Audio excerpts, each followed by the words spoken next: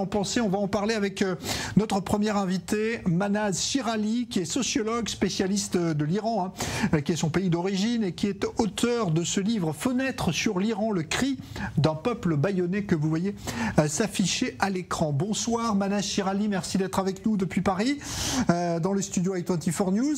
Est-ce qu'il faut faire confiance à cette déclaration du ministre iranien qui parle d'un retour très proche finalement aux négociations ? Oui, peut-être, parce que je pense qu'ils ont besoin de négocier.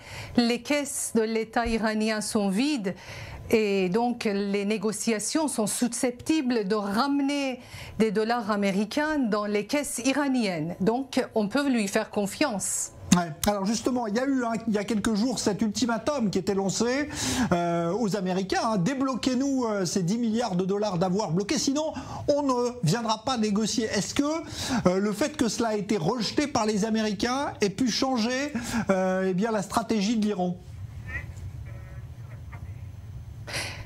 Déjà, je trouve que c'est très indigne d'un État comme l'État de la République islamique de demander de pourboire pour entrer en négociation avec les Américains. Ça, c'était vraiment déjà pas digne des Iraniens, mais c'était significatif dans le sens où ça montre à quel point la République islamique est en difficulté pour vivre, pour gérer le pays.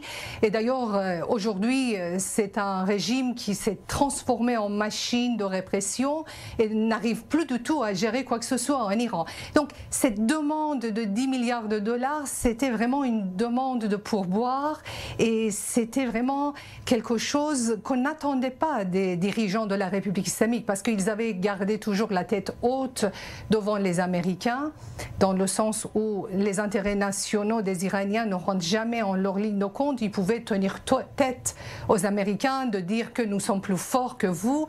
Et avec cette demande de 10 milliards de dollars, c'était vraiment une demande de basse qualité, de bas niveau. Ça montrait à quel point l'Iran est en difficulté, la République islamique est en difficulté. Donc le rejet de cette demande ne met pas fin à ces discussions, des négociations. On peut s'attendre à ce que les discussions aient lieu parce que la République islamique est en mauvaise situation. Alors justement, mauvaise situation économique, vous le disiez, diplomatique aussi, mais qu'en est-il du dossier justement de la fabrication de la bombe nucléaire? Selon des informations, l'Iran est tout près du seuil de cette fameuse bombe. Est-ce que vous pensez que l'Iran cherche vraiment à aller jusqu'au bout et à se doter de cette fameuse bombe nucléaire? Je pense qu'il ne faut pas douter de la volonté des Iraniens, des dirigeants iraniens pour se doter de la bombe atomique. Ça, c'était quelque chose de très clair et ils vont jusqu'au bout, avec ou sans accord. De toute façon, les ayatollahs, ils ont décidé de se doter de la bombe atomique pour faire face aux Américains, pour faire face aux Israéliens. Donc, ils vont jusqu'au bout, que ce soit un accord ou pas.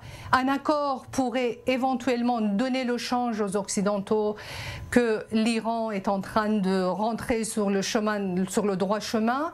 Mais quand même, je pense que c'est quelque chose qu'ils souhaitent obtenir et ils vont jusqu'au bout pour l'obtenir. Il ne faut pas douter de leur volonté. Un dernier mot, Manaz Shirali, sur l'état aujourd'hui social de l'Iran. On avait vu il y a quelques mois ces révoltes populaires qui avaient été très durement réprimées. Est-ce qu'aujourd'hui le peuple vit dans la peur ou est-ce qu'il y a toujours une possibilité qu'une nouvelle révolte éclate ? De toute façon, la société iranienne est une société explosive. Les Iraniens ne sont pas contents de leurs dirigeants.